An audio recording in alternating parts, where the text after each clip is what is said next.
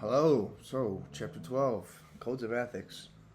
As I was reading this one, like with pretty much all the other chapters, I could see how applicable it was to real life.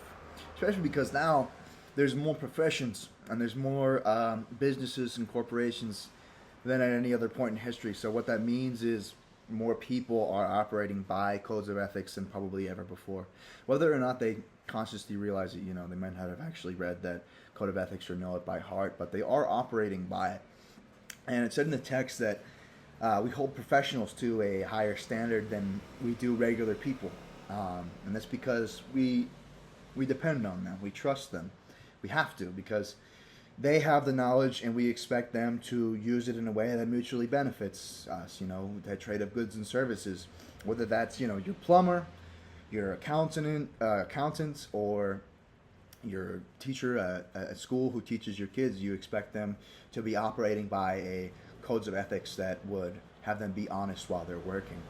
The text also said that professionals are under more scrutiny than ever before because of things like the internet. And I think that that's a good thing. I think, I may not like cameras everywhere, but everybody has a camera in their pocket. So if you are violating an ethical code or rule while you're on the job, then you are more likely to be held accountable and sanctioned or punished, or even let go from that profession, which is, of course, a good thing.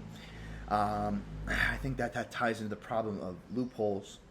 And I was reading about loopholes. To me it seems very dangerous, very destructive, and obviously, well, maybe not, but completely unethical. I think that trying to circumvent an ethical rule can really only come from a place of greed, which is, of course, unfortunately in our human nature, but still something we should work to avoid. Now, there may be a situation where there's some kind of ethical code or rule where it being broken would benefit, a majority of people. Say there's some kind of red tape that needs to be cut so that people can get the help or the benefits that they need. That may be a case of a ethical rule that would be good to be broken, but usually that's not, that's very rare that that's the situation. And usually it comes, an ethical rule or code is broken to benefit one person or a small group of people, and it's almost always financially. Speaking of which, I guess, it's a good thing that we hold these people to a higher standard. Because if they violate that code, it can harm people. That's why especially we should hold people in, I think, positions of government to that higher standard. Because people in government, they have more power, more influence to get done what they want, and hopefully that's what their constituents want. But it's not always. They can have meetings behind closed doors where we're not able to see or hear and scrutinize their plans, and I think that's probably all reasons why public trust, for at least for the past 100 years or so, has really declined in those kinds of institutions like Congress. I mean, as I'm recording this video right now in October of 2025, the U.S. government is shut down.